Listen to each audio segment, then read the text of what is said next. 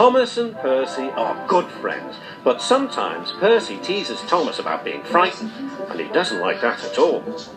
One evening he was dozing happily in the shed, but Percy wanted to talk. "Wake up, Thomas. Are you dreaming about the time you thought I was a ghost?" "Certainly not. Anyway, I was only pretending to be scared. I knew it was you, really." Percy went on teasing him. "I hope the guard leaves the light on for you tonight." "Why?" asked Thomas. "I quite like the dark." "Oh, really?" exclaimed Percy. "I am surprised. I'd always thought you were afraid of the dark. I wonder why." Thomas decided to say nothing and went to sleep instead. Next day, the Fat Controller arrived. "I would like you to go to the harbour tonight to collect something rather unusual." "What sort of something?" "Wait and see." Percy was moving trucks into a siding. Henry arrived with his goods train. The signalman switched the points, and Percy waited on the siding until Henry had steamed by. Then there was trouble. "The points are jammed," called the signalman. "I can't switch them back. The workmen will mend them in the morning. It's too late now." Said Percy's driver. "I'm sorry, Percy, but you will have to stay here for the night." "Where are you going?" asked Percy. "Home for tea," replied the fireman. Percy was speechless. He watched as the other engines went home to the shed.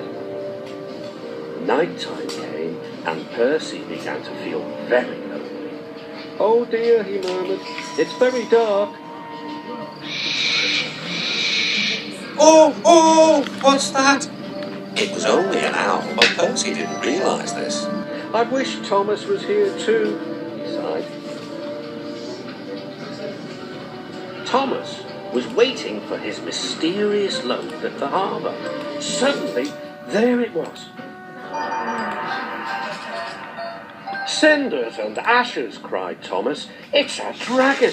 "Don't worry," laughed his driver. "This dragon is made of paper. It's for the carnival tomorrow." Workmen lifted the dragon onto Thomas's low loader and put lights all around it for protection. Then Thomas set off into the misty night. Percy was asleep in his sidings and had no idea that Thomas was approaching him.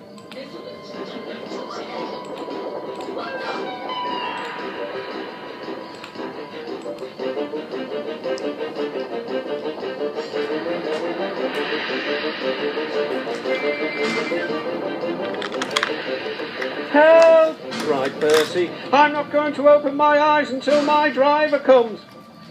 Next morning, the points were mended and Percy puffed back to the junction. Gordon was just about to leave with the express. "You'll never guess what I saw last night." Gordon was in no mood for puzzles. "I'm a busy engine. I don't have time for your games." "I've seen a huge dragon. It was covered in lights." Gordon snorted. "You've been in the sun too long. Your dome has cracked." When the other engines heard the news, they laughed too. "Look out, Percy," chuckled James, "or the dragon may gobble you up." "No one believes me," puffed Percy. "Maybe I did imagine the dragon after all." But Percy soon found out that he hadn't. "Help! Save me!" cried Percy. "It's all right," whistled Thomas, and he explained about the carnival. "By the way, how was your night out?" Percy decided to tell Thomas the truth. "Well, Percy," said Thomas, "maybe we do get scared sometimes, but if we're not afraid to tell each other, then that means we're quite brave too."